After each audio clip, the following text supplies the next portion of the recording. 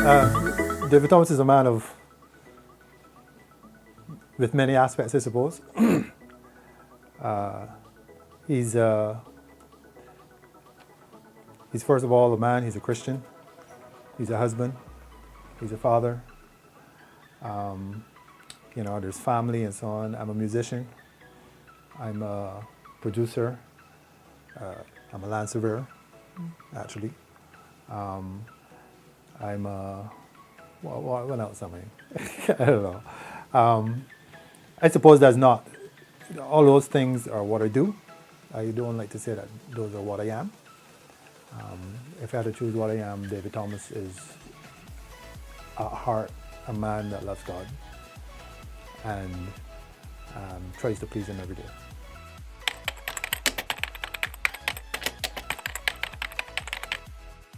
With a lot of work and not a lot of sleep. I'm actually trying to change that a bit. Need to get a little rest.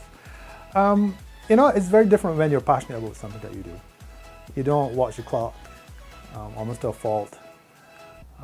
There've been times, especially in the beginning when I was doing the production thing, I would sit at the computer and I would, after a while, look through the window and realize that the sun was coming up in the morning. I was there till 6 o'clock in the morning. It's like, oh boy, I gotta go to work, and I hadn't slept. So you don't really think about it that way. But you find the balance. I think different aspects of life inspire the creative part. So I don't want to diminish the other aspects of your life. So experiences with family, with friends, with challenges, work and play. Everything you encounter is potentially inspiration for what you will do here in the studio.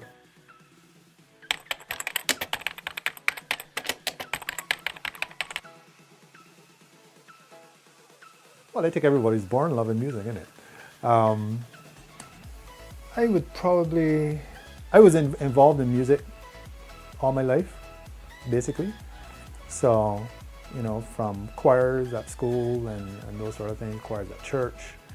I would probably say when it was maybe in my early teens, 13 or so, there was a show I could remember. They used to play on CBC, the one channel we had, called, what was it, Putting on the Hits or something. It was a lip sync competition, which is sort of ridiculous now that I think about it. But anyways, but I love to listen to the music, and I found myself singing the music rather than even singing the words. People would ask me, "Hey, you heard this song called whatever that so-and-so was singing?" Like, I don't know what you're talking about. And there was, this song goes, da, da, da, da, da. Oh yes, I know that song. And I found myself interested in the composition of the music. And then fast forward a couple of years to my 17, 18, and I was involved in a chorale at church. And my burden was always for writing original stuff. I couldn't play an instrument. We didn't have any, we had one musician really. I grew up in a church that basically had a keyboardist or organist, and then he left. He went to university or something, and the only other people there were older people. So we started to do some a cappella stuff. I think that got me into harmonies, appreciating harmonies a lot. And then with the original stuff, I tried to put stuff together, and that with a keyboard and sort of going off track. But I guess the love was basically from teens, listening to the radio, and then trying to emulate it and create my own stuff.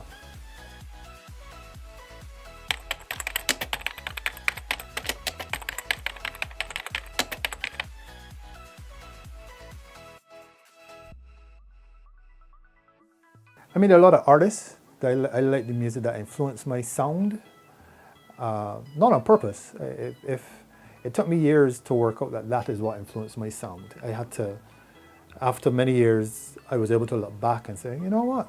I was influenced by this stuff. I was influenced a lot by 80s rock, 80s soft rock. I was influenced a lot by 80s soft rock and Phil Collins and like Mr. and I don't know if you know these bands. you young people.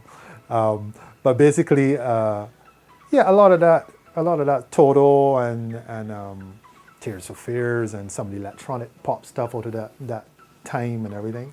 So the harmonies, the movements, I think is where a lot of my instant thing came from. Then more alternative rock in the 90s as well, influenced my guitar sound, perhaps. And then eventually a lot of worship stuff, although worship stuff tends to be influenced by 80s rock. The U2 sound in particular is a very Hillsong sound, those delays and so on. So that influenced me. But I mean, like any other kid, I went through all sorts of things. I had my rap phase, I had my heavy metal phase, I had my hard rock phase, all these different phases. There's artist-wise, sound-wise, production-wise, I would say there were a couple producers I liked how they produce their music. Some American stuff doing, like some Michelle Brandt stuff. John Shanks, who's an American producer, that did a lot of stuff. I liked how his guitars in particular sounded. And I used to try to pick them apart.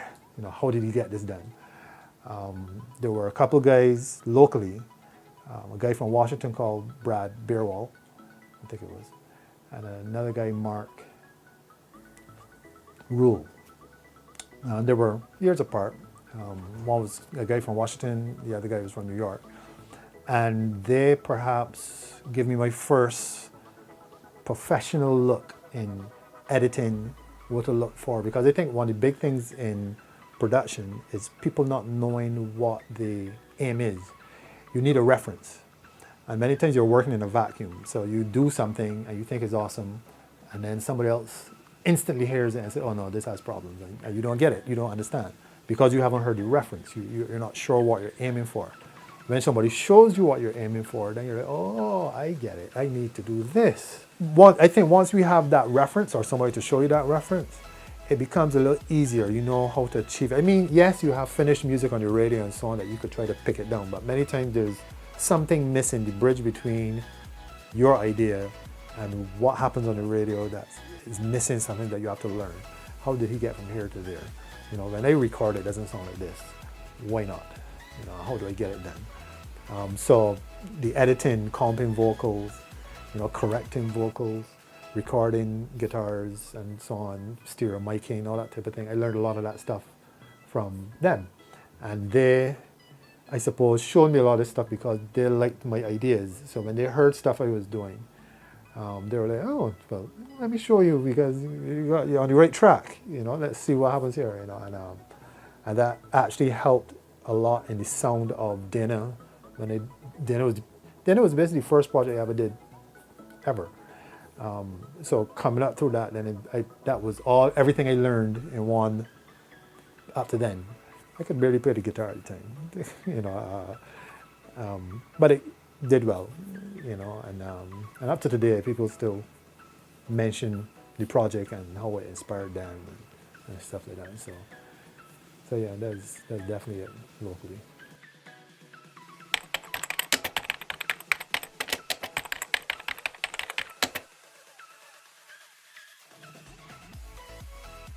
Well, learn as much as you can about the business, have realistic expectations. But from the perspective of being good at your job, being good at production or a creative person, I think it would be good to get immersed in the art form. So if you're into music, you need to listen to music. That may sound ridiculous, but many times people say they're into production, or I want to be a producer, but they don't listen to a varied set of music. Sometimes you have to listen to all sorts of stuff. Not sometimes. You always have to be listening to all sorts of things.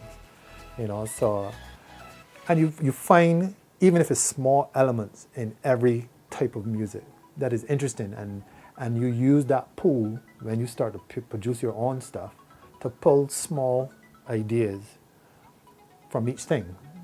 So, but that could only happen if you've experienced it. So you need to be listening to stuff. You listen to new stuff, always looking for interesting stuff, not just what the radio spits out, because the radio is producing stuff to make money, so it's all the same. So you want to look for things that are interesting. You know, I have friends who are similar. May not be producers, but they're connoisseurs of music, I would like to say. So I recommend stuff to them. I discover stuff. They discover stuff and say, hey, check out this band. Check out this person in England. Check out this Europe guy. Many times they're independent artists. They're not signed. They're just some guy who's doing something interesting in Australia. You know, but it's pretty cool. You know, you follow him, you check his stuff, and say, okay, so that's how he's doing his stuff. You know, and then you start to widen your base. So then when it comes back down to local, and you want to do something, you can then differentiate your sound because you have so many different influences.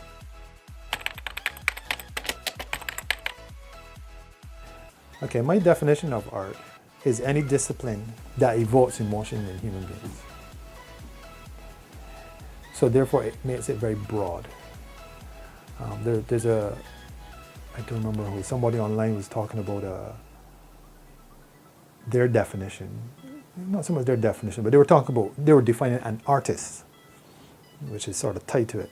And they were saying that every human being produces art in what they do. The difference between an artist and everybody else is when an artist produces their art, it affects other people.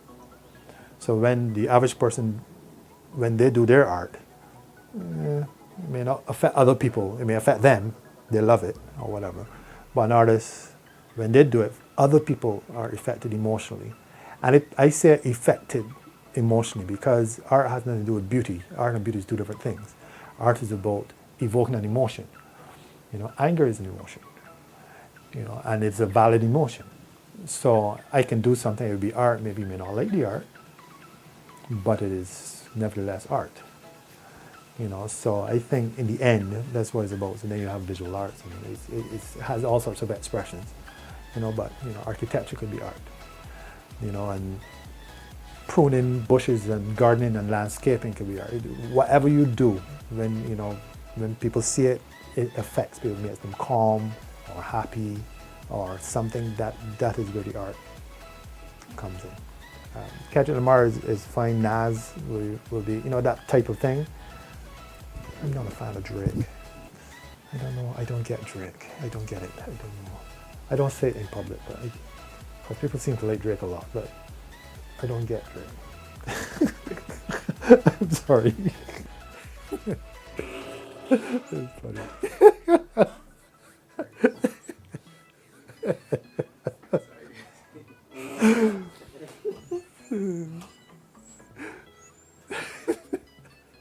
Yeah, so